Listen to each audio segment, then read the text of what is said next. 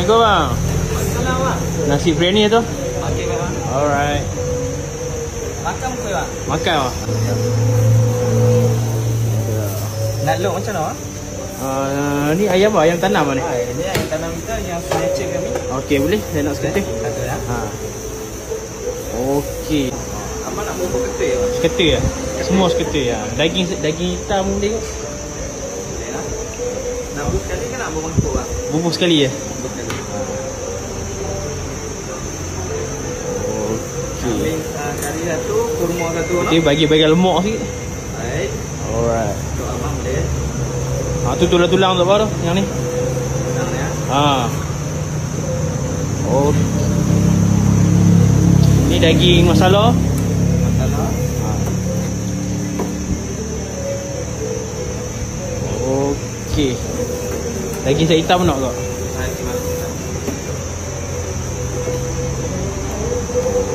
Okey.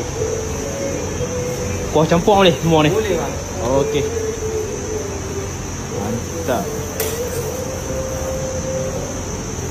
Okey. Okey, macam ni berapa abang kira saya? Harga berapa semua ni? Harga macam ni harga semua RM27. Kat sini ada lauk. Okey, kita ada daging mas hitam. Alright. Itu kita ada daging masala. Okey. Ini kita ada kurma kambing. Kambing ya. Ini kita pun ada kari kambing. Kari kambing. Kari kambing tak. Itu kita ada ayam madu. Ayam madu tak. Okey. Ini ayam madu ah. Ya, ayam madu. Okey. Ini ayam goreng. Okey. Bagi saya nasi biryani yang bajet ya.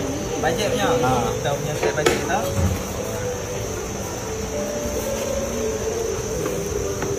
Okey, ada apa mana nasi yang bajet ni? Okey, nasi bajet kita lauk dia ayam goreng. Yang goreng. Ayam goreng. Okey. Dan Kuah campur. okey.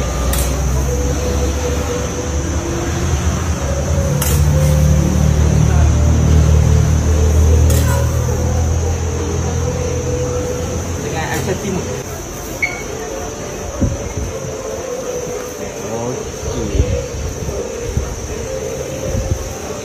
Macam ni harga berapa? Macam ni harga RM8 sahaja.